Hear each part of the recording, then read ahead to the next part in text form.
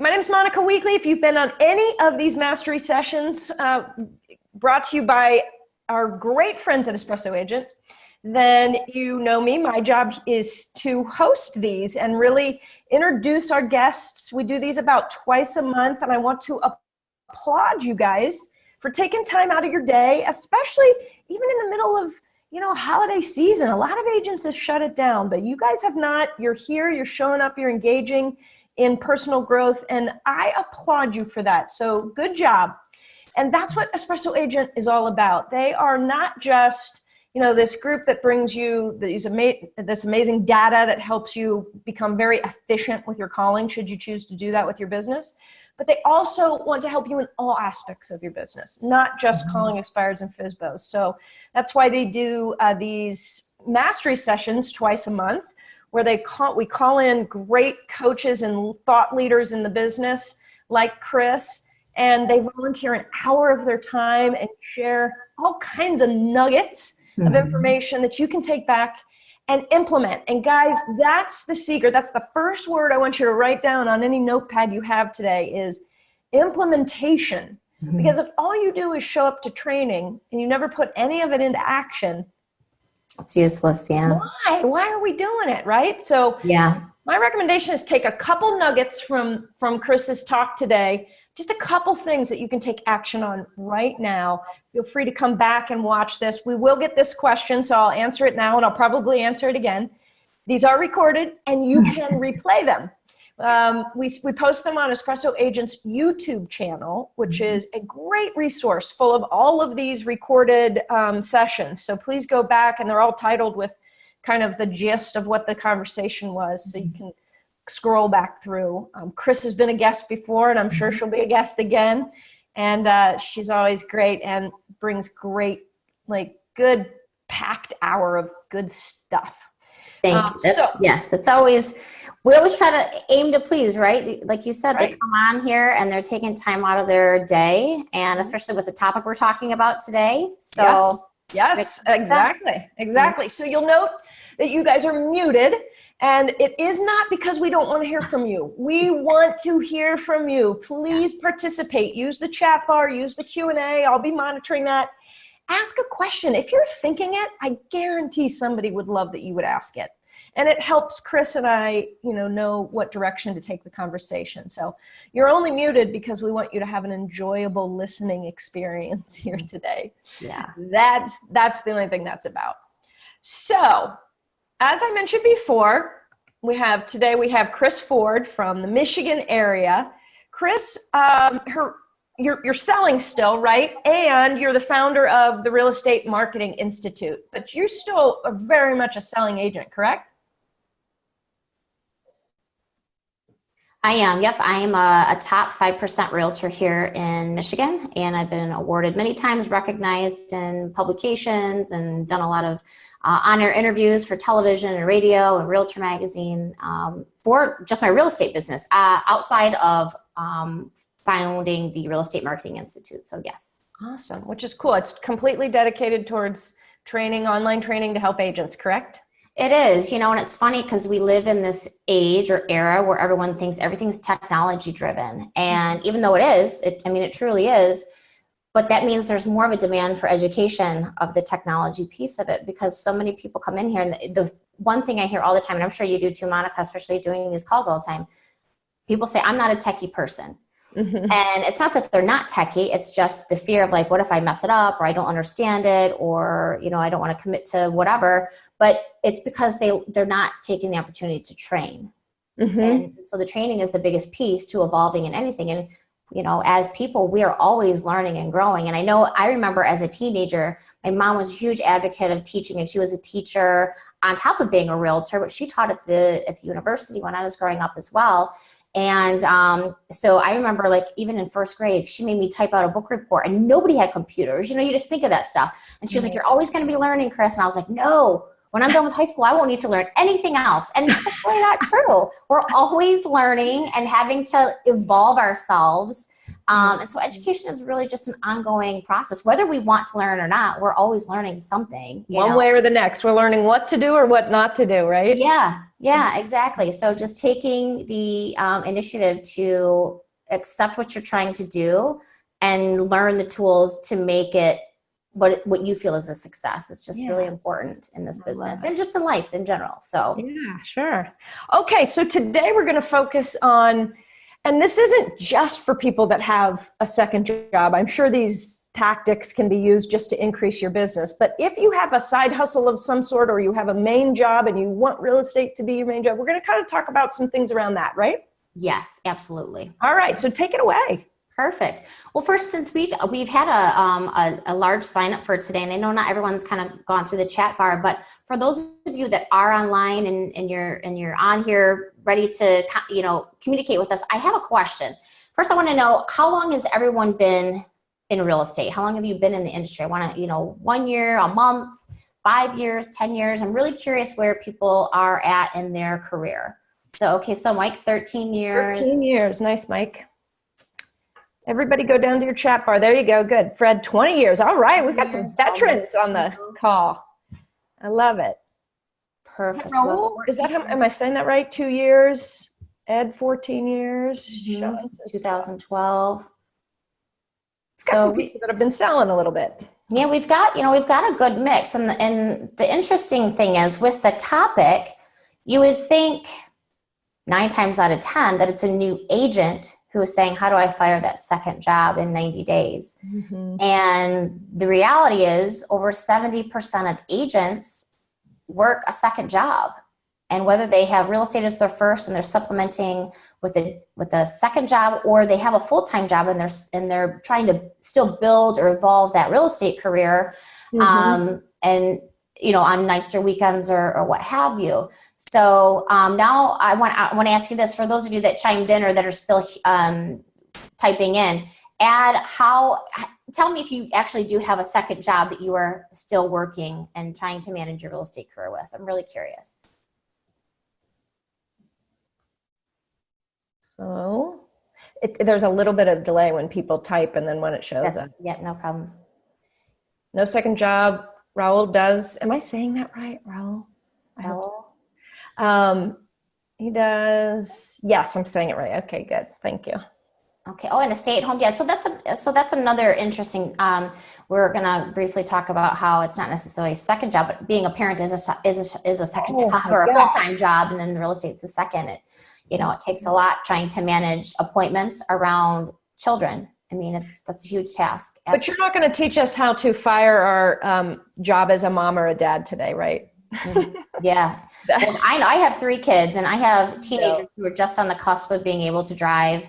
And I'm like the carpool agent over here, so like I'll be going to an appointment and then my son will say, oh, Mom, practice ended like 30 minutes early. And I'm like, oh, well, that's great because I'm not going to be there until 30 or another 30 right. minutes. I have to wait, Oh my gosh, I love it. All right. Okay, used to construction here, but oh man, doing Uber for extra funds. That's actually really common. What's nice about the Uber that I've heard from agents is that you can kind of pick and choose the times you want to log in and say you can, drive. So that does make it really convenient for this industry. So, well, awesome. So some of you have it, some of you don't. Some of you may remember when you first got started, how you manage both careers and we're trying to transition maybe from your, initial career and after you got your license, getting into the real estate business and hoping to transition into real estate for your full-time career, which sometimes works really good. And then sometimes, it doesn't. And I only have a few slides here today because I know the visual is important, but I know some people, they learn from, seeing words and stuff like that. So I'm going to kind of split the dynamics so that everyone kind of feels fulfilled in this experience. So I'm just going to share my screen real quick and just go through a couple of these slides here. And if you guys have any questions during this, please feel free to type it in there. I'll catch it. Monica will catch it. So feel free to do that. Let's see here. I'm going to share this one. All right. So let's play this.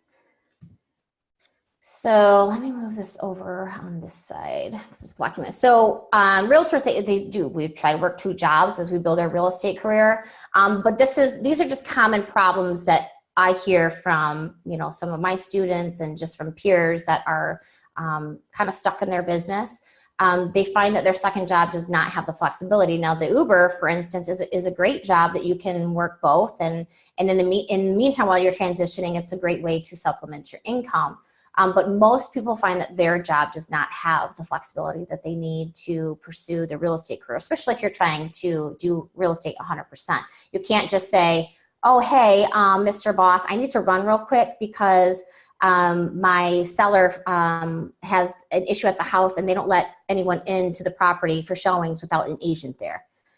Not going to happen most likely. So again, neither do buyers and sellers. They don't have the flexibility. When they want something, they're very demanding. Especially in a hot market, if there's a new listing that goes on and they know it's going to go fast, the first thing they do, they've got their radar on. They're like, hey, I need to go see this house. Like, can we see it in an hour? And if you're working that other job, it's not so easy to go, yeah, I can meet you there. No problem. Let me get the appointment scheduled.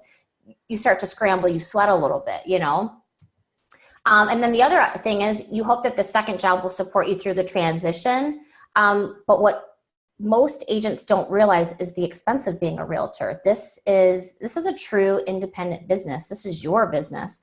And there's fees that go along with being an agent. So you've got NAR, MLS, and broker fees plus startup costs. So a lot of agents say, oh, well, I'll keep this full-time job and I'll do real estate part-time, or I'll try and do both full-time. But you're actually adding on expenses when you start in real estate.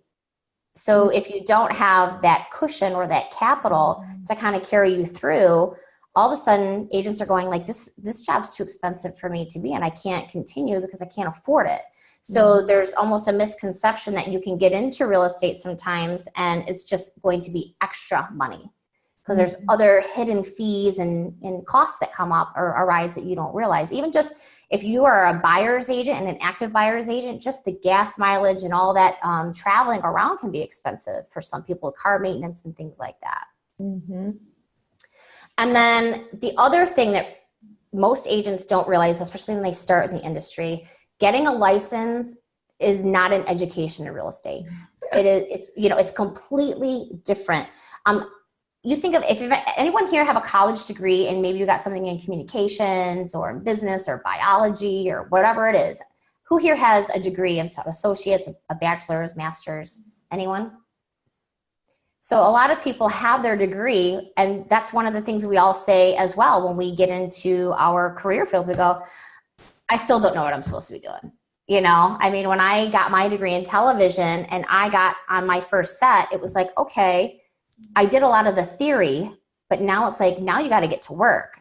And it's almost like you're starting all over again to learn the process of either that company or just the industry in general. So when agents get their license, they think, oh, I got my license, I'm ready to go. And then they go, wait a minute, I don't even know what to do. What do I do with the purchase agreement? What do I say to a buyer or seller about this? A lot of agents don't even educate themselves on their documents within their brokerage. You get these packets, hopefully it's electronic, but a lot of times just to learn it, just to print it out and make notes on it and say, okay, Mr. Broker, what does this mean about title? And what does this mean about, these fees? Or, anytime you're at, a listing appointment or with a buyer, they trigger you and they go, what does this mean right here? And a lot of agents have never even read a contract to be able to off the cuff say, oh, well, what this section is telling you is this.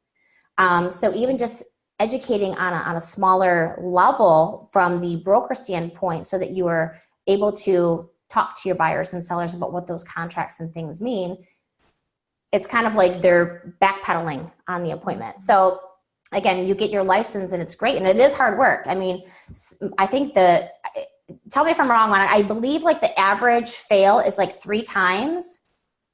For like most people who test for their license, I want to say it's like 3 times. Oh my gosh, it could be. Yeah, I haven't heard that, but that wouldn't surprise me. Yeah, I think it's something like 2 or 3 times that they have to take the state board just to pass to get their license. So that's just that component. Now you're getting into the real world, and you don't want to go through 2 or 3 clients and they fire you because you don't know the information. You know how hard it is to get those 2 or 3 clients to start out with. So that lack of education in our business is something that is very prevalent because we've definitely had a surge of people that have onboarded into the industry, especially in the last 4 years, because the market's been doing so well. So they see really great seasoned agents who are doing so well. And it's great that they look at that agent and they go, wow, they're doing so well. I want to be just like them. But then they get glossed over by that whole, what do I call it? Shiny object syndrome, if you will. So I'm going to just stop sharing this here for just a second. So yeah, they kind of get caught up in that shiny object syndrome where they go, oh gosh, Monica, I mean, I see her billboards everywhere. I see her signs everywhere. You know, I see her on Facebook. Like I want to be Monica. That's my business. And they think they're going to go out and mimic what Monica does or what I do, or, you know, some of you seasoned agents, they mimic what you are trying to mimic. But the reality is you can't mimic another agent. You really, you know, there's so many more things that you have to know in your business, like the fundamentals of it. You know, who's your niche? You know, a lot of people don't even know what that is. They're like, what do you mean? I'm going to take any buyer and seller. So let me ask you this, who in the industry just works with anybody? Because I mean, some agents do. I'm very particular about my niche and who I work with and who I spend time with. But do you guys all have a niche designed for your business? Or are you in the mode where, hey, look, if they need to buy or sell, I'm helping them? Yeah. Yeah, which is fair, you know, especially when you're starting. Yeah, when you're starting, for sure. Sure. We've got some people being shy. Raul says not yet. Not yet. He doesn't have a niche yet. Okay.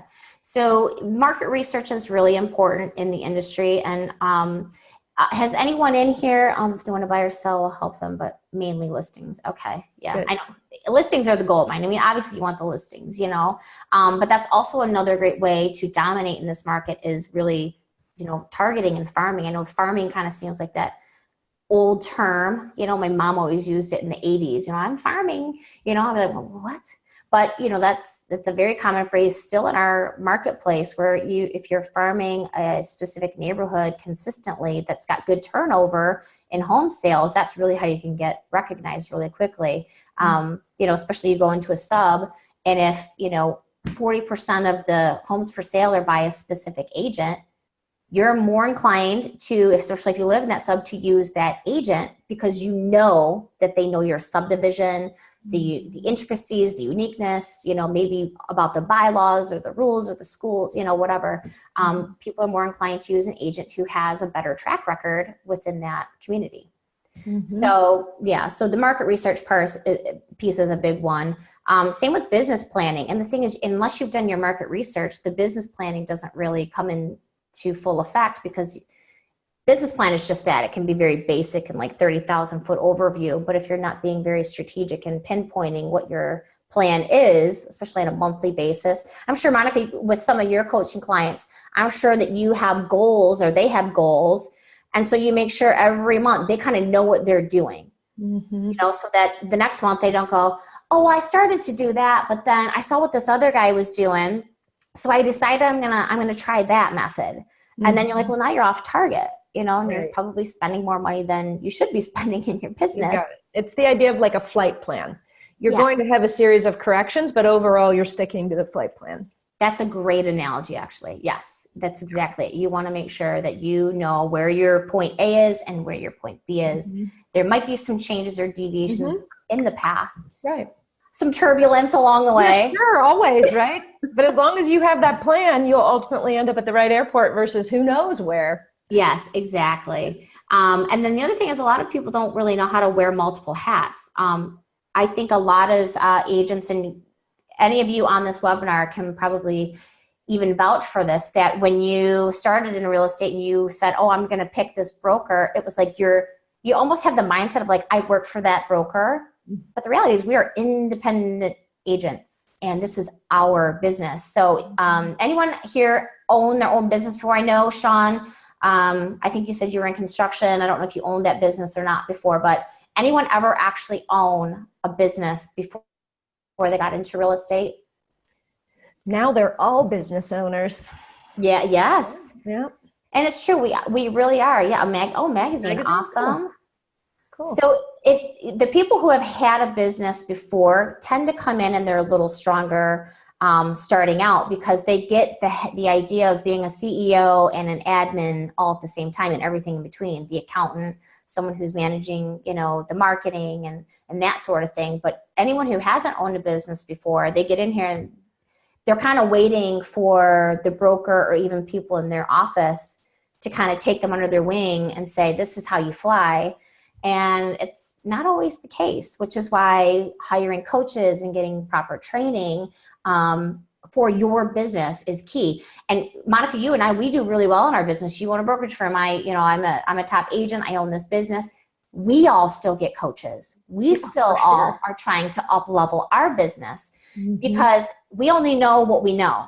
You can't up level unless you say to yourself, okay, I've maxed my capacity out and I want to learn more, and I have to learn more to evolve my business, to evolve my numbers, to increase revenue. Especially when you're balancing two things like a second job.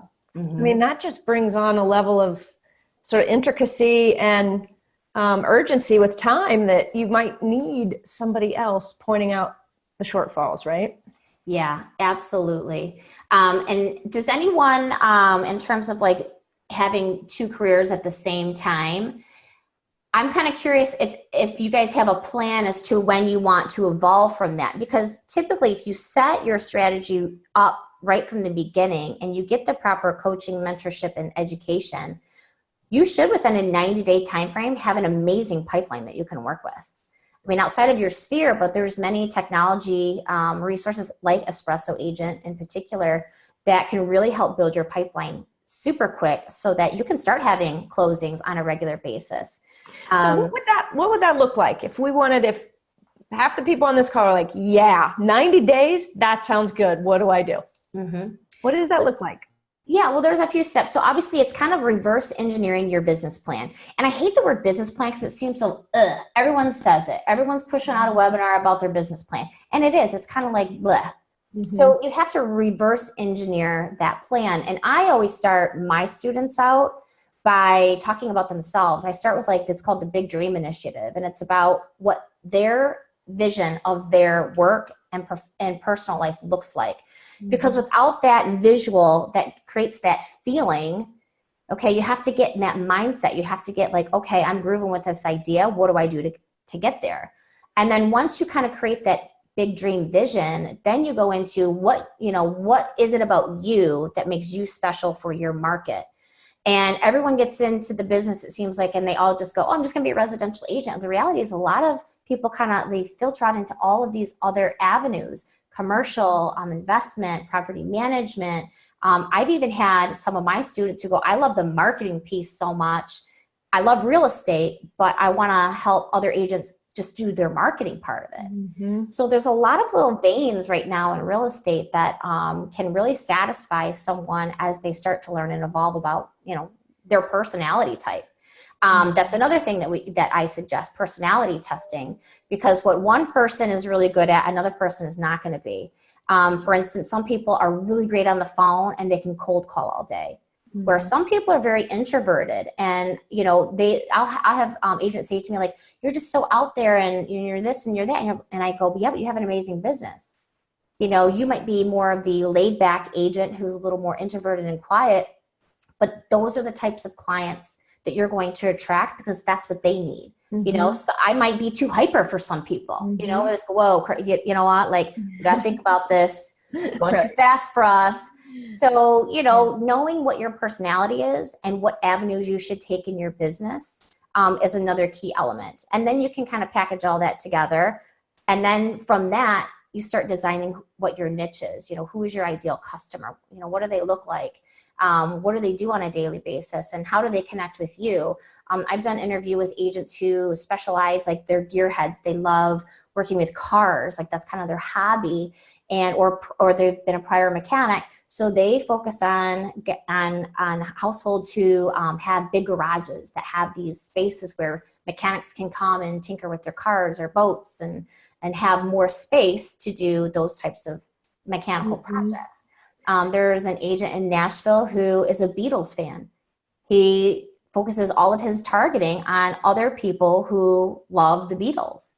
So you think that those little granular ideas seem like there's not enough, but there really is. Mm-hmm. And when you can connect with people on a personal level, it doesn't matter where you're at. They're going to appreciate everything that you bring to the table because they feel safe with you. They feel like you guys have that bond. It's kind of like dating, you know? I mean, mm-hmm. If you've ever gone on on like a match or something.com and you're trying to search, it's like from face value, it looks all good, but it's not until you meet them and you really get to see if there's that connection is going to determine how the relationship's going to go. It's either like it's a one date thing and never again, or yeah, I'm having a connection here and I feel like a sense of trust that I would, take you on for a second date. So it's kind of like when people are buying houses, you can't really convince somebody to buy a house if they don't like the floor plan or the location. I mean, it is what it is, Sure.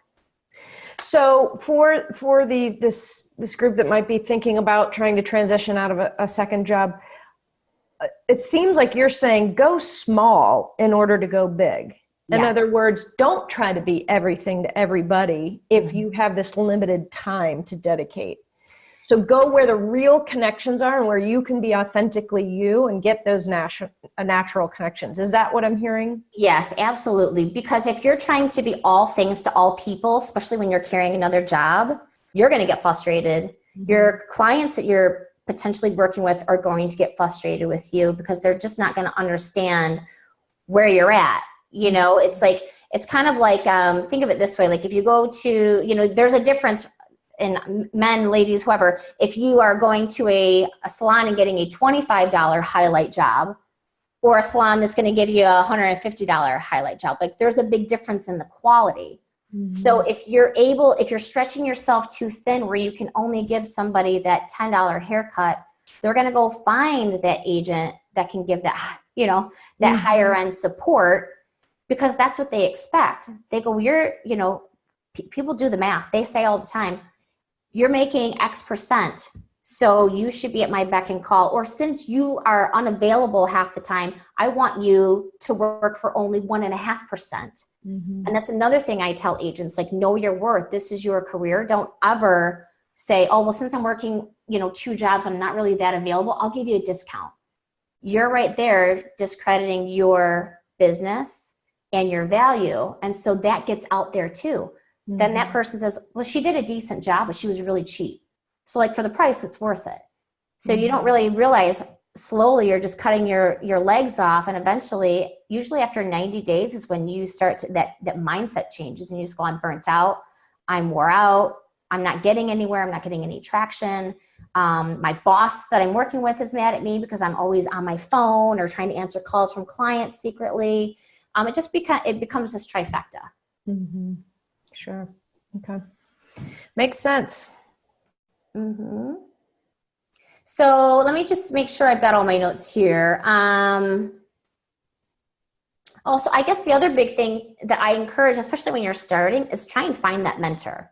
I know it's hard. I hear all the time from my students, like, I work in this office, but literally I asked so-and-so because they're really good. And it was literally like they shut the door on me. And so that's going to happen in this industry. A lot of seasoned agents, when there's especially a huge influx of new agents that are coming in, they're busy working on their business and they've worked really hard to create that referral base because this is the reality, isn't it, Monica? You have to invest in your business to start with because as time goes on, it's almost like the investment piece changes. Like the marketing doesn't have to be so expensive and so robust because you've got that referral base going. Mm-hmm. I mean, you always continue to market, but it's almost like the referrals just come in so much more that if you actually do the math, I mean, the cost of advertising and marketing your business becomes much lower compared to what you're making in revenue because you've got that strong referral base that's coming back to you. And usually, within, a year or two, you constantly have families that you keep working with. You got, you started with, the dad and now like the 2 daughters want to sell their home and the brother wants to buy a house. And who do they call? You're the family realtor. Mm-hmm. And that's really the landscape of how you want your business to look. So don't be afraid up front to make that commitment and that investment in your business because as time goes on, you don't have to actually work so hard or spend so much on it because you've got that great, strong referral base. That's true. And don't you think if you had that example that you gave, which is great, and quite frankly is a realistic example, you usually can build your business off of one piece of business. There's a family member or somebody else, and you know about that. I would take $50 and spend it on that person in some way that further connects me to them versus, I don't know, some watered down Facebook ad. I don't know if you agree with that or not. What are your thoughts? So you mean like nurturing that referral partner? Yeah. Like going deeper with that relationship versus trying to go wide with some big net into Facebook that's going to be very watered down. Yeah. Well, and I'll just briefly just talk about numbers. I'm a data person anyways. So, just in terms of like Facebook, if you say, okay, I've got this client who has referred me, 3 people this year, the average sale price was, and I'm just talking my region. You guys might live in regions where it's like $1 million home is like the cheap one. So in my area, like an average sale price for my county is $188,000, but my average sale price is about $300,000. So if you've got, a referral partner who you've worked with that refers you 2 or 3 other $300,000 homes every year, that relationship is much better, more cultivated long-term relationship if you're spending the money on them. Whereas if you're saying, you know what, thanks, and then you kind of forget that, they've done all this for you and you go, I only have $50 left, I'm going to try and run this ad. The reality is this in terms of leads and ads, and Zillow is not far off from these numbers, but for Facebook purposes, if you're trying to do your own marketing, is a buyer lead is about 6 to 9 months away from buying something. So you might get all the leads, but you still have a curation time. Mm-hmm. Seller leads are 12 to 18 months. Wow. As a Facebook lead. So you think of those time frames, you might get that 1 or 2, but the reality is it's going to be a minimum 3-month nurture process, because usually when they start looking and whatever your ad is asking them to do, like a lead to go to the website or whatever that is, they're starting their search. They're just starting that process. Most are not going, oh, I just got my pre-approval today and I'm ready to go. Very unlikely. So if you've got money to spend down the road, it would be much more apropos to use it towards that referral partner. Right. Mm-hmm. So let's say somebody has a full-time job and they only have evenings and weekends, but they are willing to work during that period, that they don't have to balance it.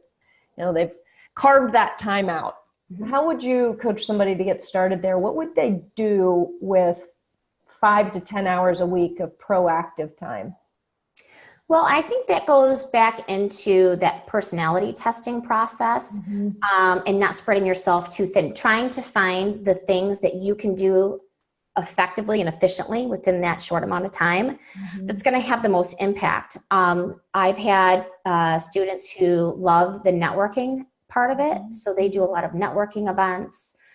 They're very social. So it's just as simple sometimes as making sure that they have given out X amount of business cards that week just to their network and having conversations. There's other people who say, you know what, when I'm not working, I still need to be at home because I have responsibilities or I just have limited time to get out and do networking, or I don't like networking, but I'm great on the phone. You can get into a technology that will help provide you leads that you can do actionable items like phone calls. There are certain brands that say you have to have so many dials per week. And that is what's going to help build your pipeline. So if you are someone who's not afraid of doing a little cold calling at times and doing some telemarketing stuff, that might be an option for you. There's others who, especially in this world of like social media, you think of like Facebook groups, maybe your community association, and getting to know your neighborhood, because you know more about your neighborhood than anybody else. So get the word out to your neighbors and to your sphere so that they know, oh, you know what, she's a great person. I know her kids. I'm going to refer her. And a lot of times, if you just are one of those people that people connect with, even if you've never had a sale before, they go, oh, you know what, she's a realtor. She lives on this street over, and her kids go to our school, so you should call her. Here's her number. She's on our association page or whatever. So It's about finding that one small thing that you can kind of do every single week, and commit that time to doing that exact detail every single week. Mm-hmm. So don't go one week and go, oh, I'll do this one week, and then the next week change gears and you're trying something else, because you're not going to feel the traction as fast. And then you're going to go, I'm not getting anywhere with this. And they're going to go, well, yeah, because it's like you did this last week, and this week you're trying this. Wait, are we talking about consistency again? Yes. We'll just keep talking about it until people figure it out. Yeah, it's just being consistent with your business model. And the other thing is like putting those blinders on. Don't get caught up. I always say shiny object syndrome is the killer of all agents. Mm-hmm. Because you can look at what someone else is doing and try to mimic it. And the reality is, if it's not your fit, or you're not doing it in an authentic way, it's just not going to turn out the way you expected it to. You got it. Mm-hmm. There's an example here, an advertising example of a tire company, and I want to relate this to what you're saying because I think it's really important. They started out, it's called Tire Discounters. They're the largest ones here. I'm sure they're regional by now. But when they first started out, they had no budget. So think of this as the new agent who either doesn't have any money or the new agent that doesn't have any time because they have their other job. So the way they started advertising on radio actually was they would buy one spot in the same drive time every single day. Mm-hmm. And every single day they'd run it from 7 to 8 a.m. Mm-hmm. on Monday, Tuesday, Wednesday, Thursday, Friday. That's it. 5 spots a week. Yeah. Well, sure as hell, if you were in your car every time 6, 7 to 8, you're like, I hear those guys on the radio all the time. All the time, right? It's an example of just the power of consistency because, guys, I'm guessing nobody on this call needs to do 200 deals in a year right now. Mm-hmm. You guys need 12, 20, 24, 30 deals max right now. This is the power of every single Saturday or Sunday you doing something. Yeah, and it's that power of 7, that whole marketing. Yeah. It takes someone 7 times to see, hear you. It's that consistency to where they finally feel consumer trust. And I always tell my students, you're a consumer yourself. Mm-hmm. If you take off this idea of I got to rush and do this, stop and go, really stop and go, why do I do business with certain people? Mm-hmm. What makes me choose going back to this restaurant consistently? Or what makes me decide on using this same dealership every time my lease is up? Mm-hmm. Think of it from that perspective, and then it really simplifies it. But sometimes we just make it so much bigger than it really is. Mm-hmm. But just being consistent and then keeping the blinders on in your focus, to what your plans are and what you need to do in your business so that you don't feel overwhelmed. Mm-hmm. You don't have to come home every day and go, oh my God, I got to do something for my business. Sure. If somebody's having trouble with the dual identity and or creating identity, this doesn't even have to be for a second job, but it kind of applies to that. Let's say, I'm just known as, a post office worker or something. That's how people identify me. I'm only saying that because I see the mail truck outside. But yet I need to be seen as this real estate agent for the power of 7 and all other things, reason, connections. Talk to me about, what people can do and balance that as the transition occurs. Yeah. Well, the word that I'm going to use here is called fraud. Mm-hmm. People feel in their mind that they're a fraud when they have experience and they've been working in one career and they transition over. Mm-hmm. And there's a couple of different ways. When you're new as an agent and you don't know much about the business. So in your head, you're going, I don't know anything about this business. And it comes off. That energy actually releases from you and people see it and they know it. Mm-hmm. And if you've ever, I do a lot of holistic stuff, EFT tapping and meditation and manifesting and all that stuff. Mm-hmm. I'm really into it. But that's what people in their mind go, I'm a fraud. Maybe it's, I've never even bought a house before. There's a lot of agents who have never bought a home themselves. Mm-hmm. So go, I don't want someone to find out that I don't own a home.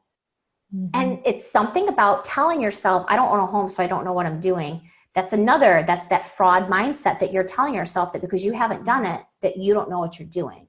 Mm-hmm. The other issue that people come up with, and I had this when I got into real estate, I moved to the area that I'm in now. I had no network here.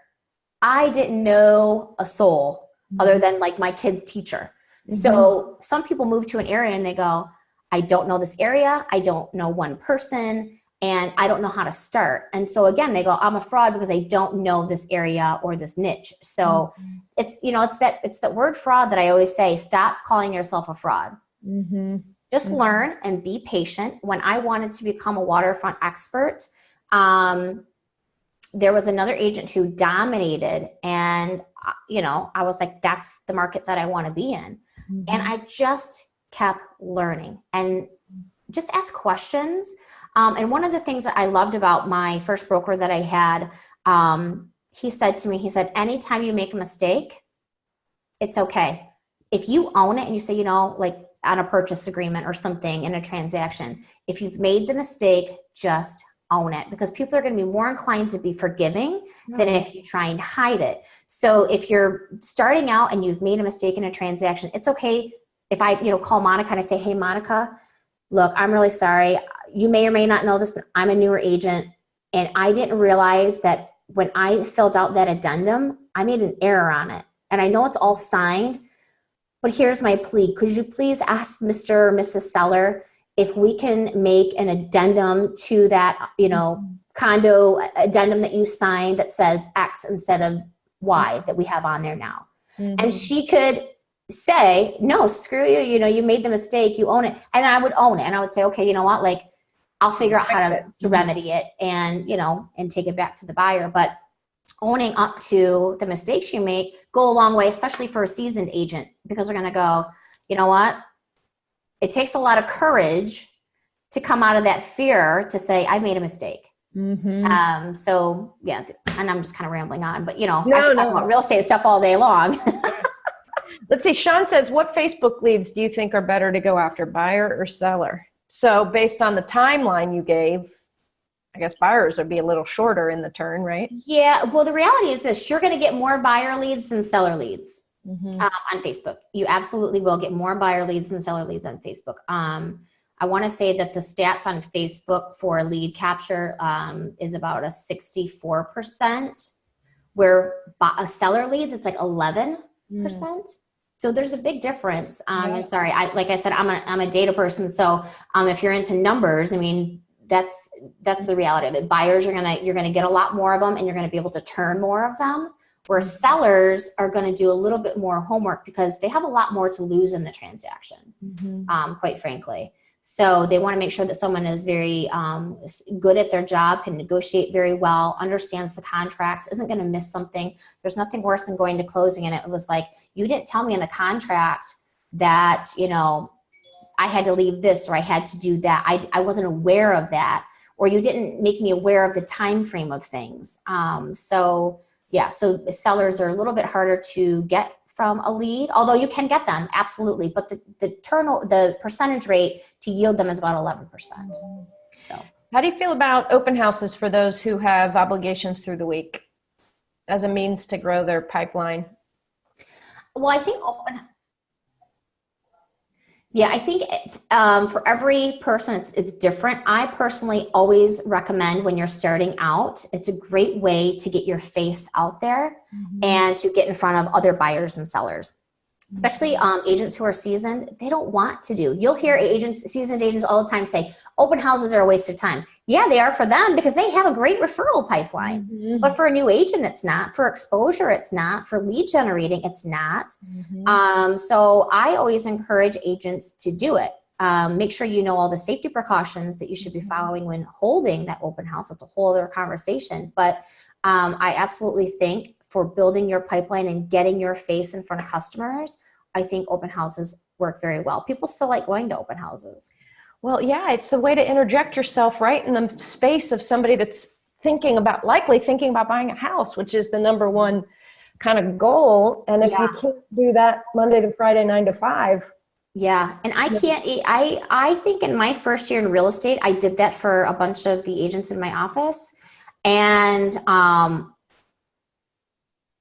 got a ton of business from that. And even helping that buyer by maybe that agent's listing that they had. And most of the time agents will say to you, If you can find the buyer, it's yours. Mm-hmm. You know, or some will say, well, okay, if you get that buyer from my listing, we'll split it. You know, every agent's different, but most agents are just like, yeah, good luck. If you can get a buyer, it's all yours. Yeah, it's true. Yeah. Yeah, So imagine that you did 3 open houses a weekend.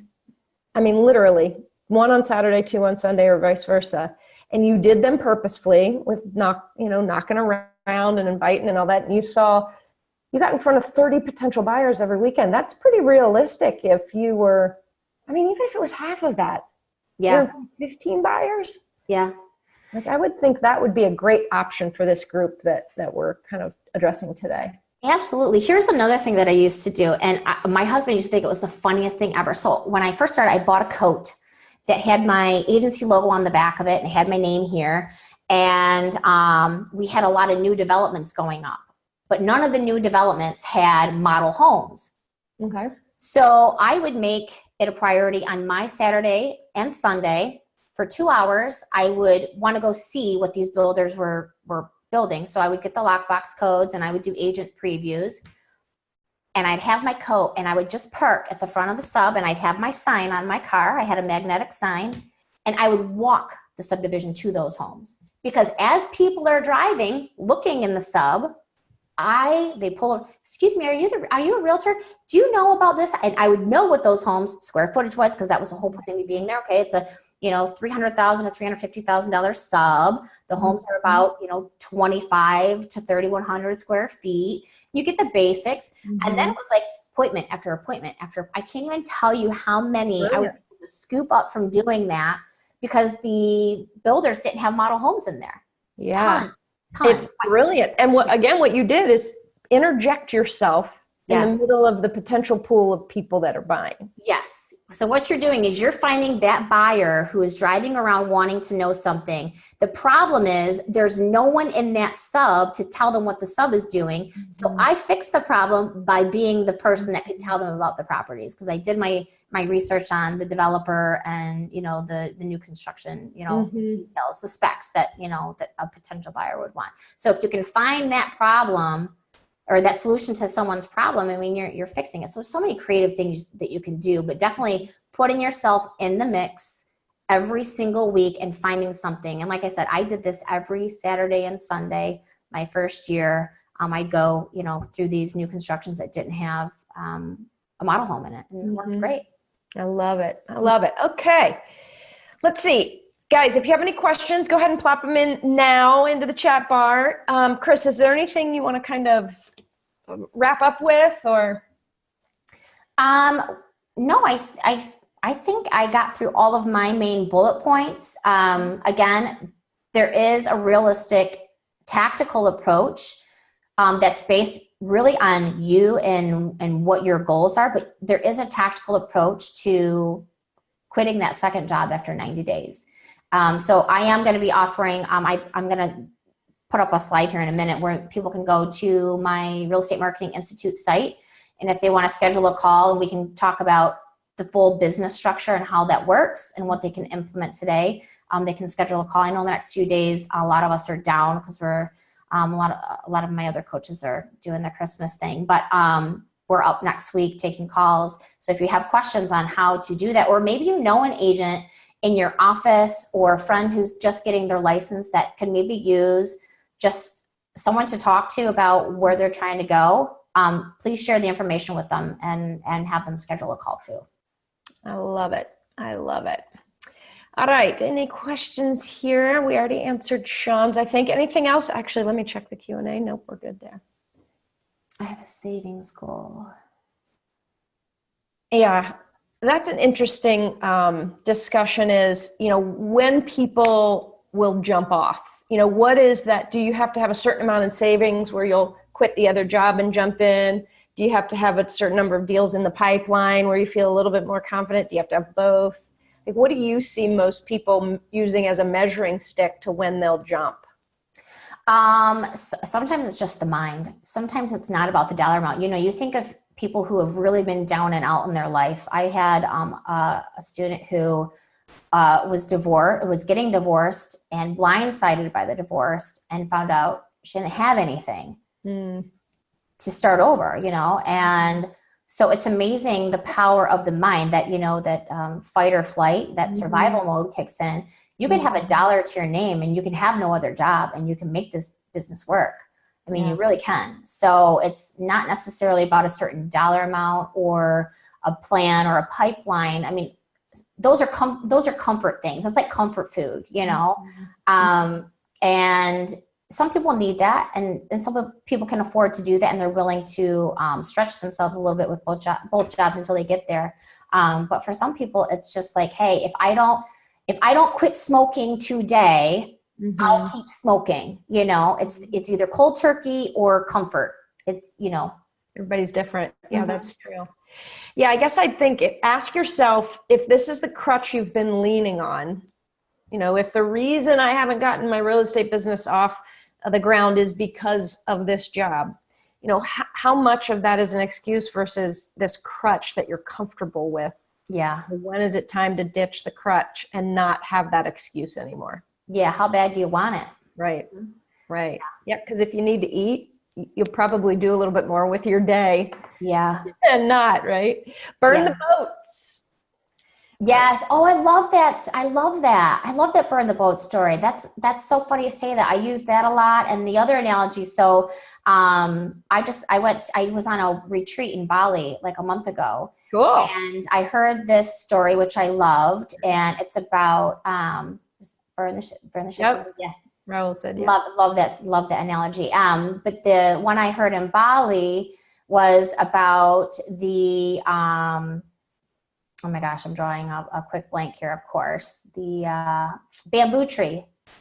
Oh, that grows underground for 5 years. You got to keep watering and fertilizing it every day. And it grows underground for 5 years. And you'll start to see a sprout after 5 years.